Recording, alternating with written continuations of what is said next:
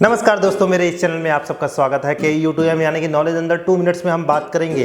अभी आप लोगों ने देखा होगा कि जीबी पंत जो हॉस्पिटल है वहाँ पर एक मैटर हुआ, लैंग्वेज को लेकर मैटर हुआ। वो क्या मैटर है और कुछ और इन्फॉर्मेशन के बारे में बात करेंगे। सबसे पहले हमें समझना पड़ेगा कि भारत में अनेक भाषा बोली जाती है, कई बोली जाती है। किसी पर्टिकुलर बोली बोलने वाले को आप शुद्ध हिंदी में बात करने के लिए नहीं बोल सकते, या शुद्ध हिंदी में बात करने वाले को किसी पर्टिकुलर बोली के लिए फोर्स नहीं कर सकते। उसी तरीके से हिंदी जो है वो राजभाषा है, यानी कि सरकारी कामकाज की भाषा।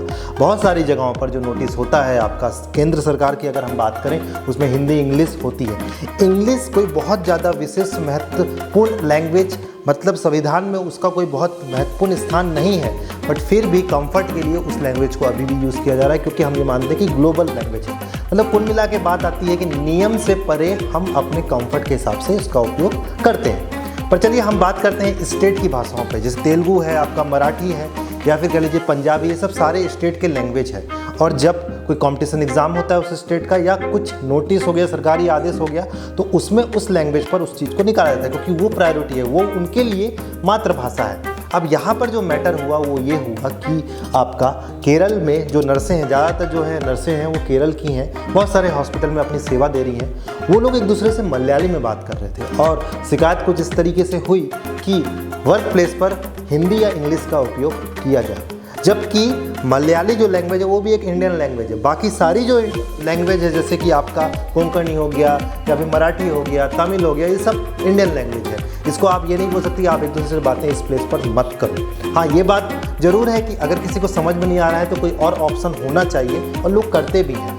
कोई साउथ इंडियन अगर नॉर्थ में काम कर रहा है तो वो हिंदी अपने आप सीखता है, प्रैक्टिस करता है, या इंग्लिश बोलता है, बट लोकल मार्केट के लिए वो हिंदी लर्न करता है। इवन जब कोई नॉर्थ इंडियन साउथ जाता है तो भी वो उस लैंग्वेज को लर्न करता है। मतलब लैंग्वेज को आप बॉन्ड नहीं कर सकते। ये एक कंफर्ट या फिर समझ लीजिए एक दादागिरी की चीज़ नहीं है।